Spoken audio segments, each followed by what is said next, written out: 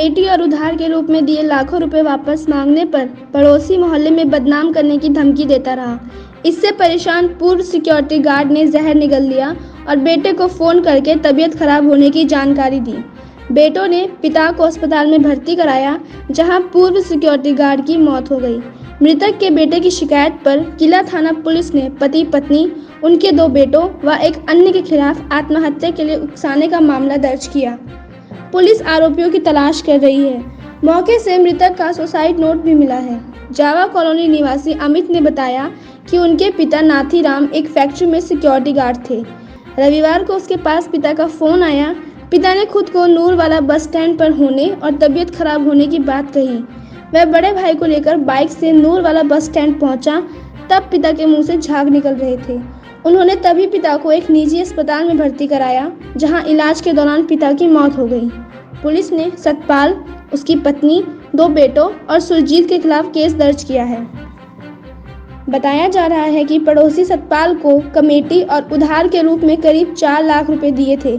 यह रकम पिता ने अपने रिश्तेदारों से लेकर उसे दी थी।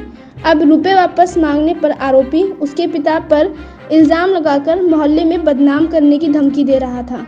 परिजनों के अनुसार आरोपी लगातार उनके पिता को धमकी दे रहे थे, जिसके बाद से उनके पिता काफी परेशान थे। जहर निगलने से पहले नाथीराम ने 4 पेज का एक सुसाइड नोट लिखा। इसमें नाथीराम ने रिश्तेदारों से रुपए लेकर सतपाल को देने और वापस मांगने पर बदनाम करने, जान से मारने की धमकी देने और बेटी को उठवा लेने की बात कही थी।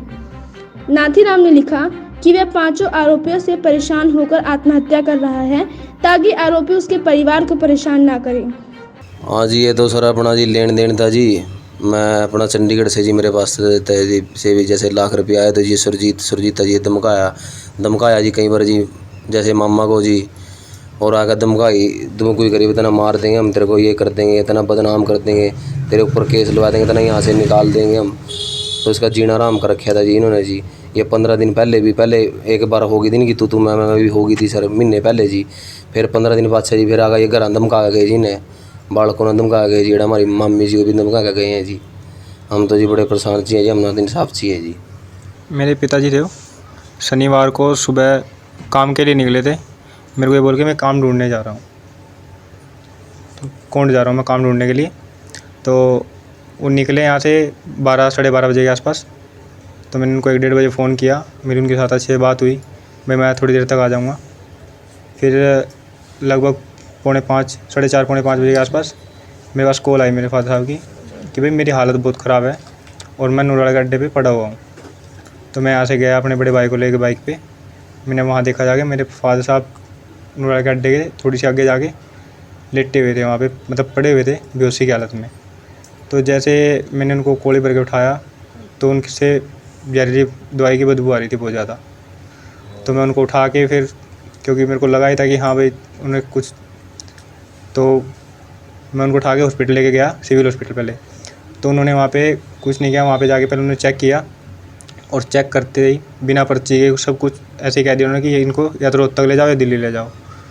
तो मैं वहाँ से जब रोहतक जाने लगा तो मेरे को लगा कि मेरे फादर साहब की हालत बहुत ज़्यादा ख़राब हो रही थी। तो मैं यहाँ पे नीचे हॉस्पिटल में लेके गया उनको, अग्रसेन हॉस्पिटल में, महाराजा अग्रसेन हॉस्पिटल में। वहाँ पे इलाज के दौरान उनकी मौत होगी सर। तो उसके बाद डॉक्टर ने मेरे को पर्स दिया मेरे फादर साहब का, तो उसमें से एक सुसाइड नोट निकला। उसमें उन्होंने लिखा हुआ है कि भाई जो हमारे सामने पड़ोसी है सतपाल, उनकी बीवी, उनके 2 बच्चे सोनू मोनू और एक साथ में सुरजीत है उनके कोई। तो जी मेरे फादर साहब ने लिखा हुआ कि मेरे फादर साहब ने उनको पैसे लेके दे रखे थे किसी होड़ से। तो अब जब मेरे फादर साहब ने पैसे मांगे तो उन्होंने मना कर दिया और धमकी देने लग गए मेरे फादर साहब को, भाई तेरे को गली में बदनाम कर देंगे, तेरे को गली से निकलवा देंगे। उनके गली में 8-9 घर हैं जी, साथ में उनके भाई रिश्तेदारों के। तो एक दिन ऐसा हुआ, मैं शाम 20 दिन पहले मैं शाम को घर आया, मेरी मम्मी ने मेरे को बताया भाई सतपाल, उसके 2 लड़के और जो सुरजीत है ये आए थे आप घर में और तेरे पापा को बुला के लेके थे बाहर। उसके बाद तेरे पापा के साथ गाली गलौच हुई, बहुत ज़्यादा धमकी वगैरह देने लगे। मतलब गली में बहुत ज़्यादा रोड़ा हुआ। मेरी मदर, मेरी सिस्टर को भी उन्होंने बहुत गंदी गालियाँ दी। तो मैंने अपने फादर को पूछने भी लगा उस दिन कि क्या प्रॉब्लम है बताओ, तो मेरे फादर साहब ने मेरे को कुछ नहीं बताया। तो उस टाइम उनकी जो सुसाइड नोट निकला उसमें उन्होंने लिख रखा है भाई जो सतपाल है उसको उन्होंने पैसे दे रखे थे। अब वो मना कर रहा था वो पैसे देने से, और मांगने पे धमका रहा था, गाली गलौज कर रहा था, कह रहा था भाई तेरे को गली में बदनाम कर दूंगा, तेरे को गली से निकलवा दूंगा। जो सुरजीत है वो भी बदमाश टाइप है जी, वो भी मेरे पापा को बहुत ज़्यादा धमकियाँ दे रहा था सर। तो मेरे फादर साहब ने इस चीज़ में, वो कह रहा था भाई तेरे बच्चों को ये कर देंगे वो कर देंगे, तो मेरे फादर साहब ने ये सोच के आत्महत्या कर ली जी, ताकि वो मेरे उम्र को परेशान ना करें। अब भी 2 दिन हो गए हैं, अब तक तो कुछ ऐसा हुआ नहीं जिससे मैं समझूं कि मेरे फादर साहब के केस में कोई कार्रवाई हो रही है, कुछ भी हो रहा है। अभी देखते हैं आगे क्या कार्रवाई होती है सर। कितने पैसे का लेन देन था इसमें? सर मेरे फादर साहब ने सुसाइड नोट में लिखा हुआ है, लगभग ये लगा लीजिए 3 लाख के आसपास का लेन देन था उसमें। हाँ जी सर, मेरे फादर साहब ने बाहर बिल्कुल लिखा हुआ उसमें, भाई इससे इतने दे रखे हैं मैंने, इससे इतने इसको लेके दे रखे हैं, इसको इतने लेके दे रखे हैं। तो वही पैसे मांगने के दौरान ये सब हुआ जी।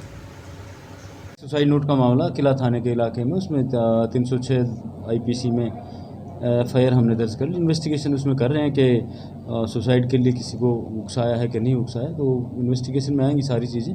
अगर ऐसा अप्रूव होता है तो गिरफ्तार किया जाएगा। नाथीराम ने पुलिस प्रशासन से आरोपियों के खिलाफ हत्या का केस दर्ज करने की भी अपील की है। ब्यूरो रिपोर्ट, सिटी तहलका।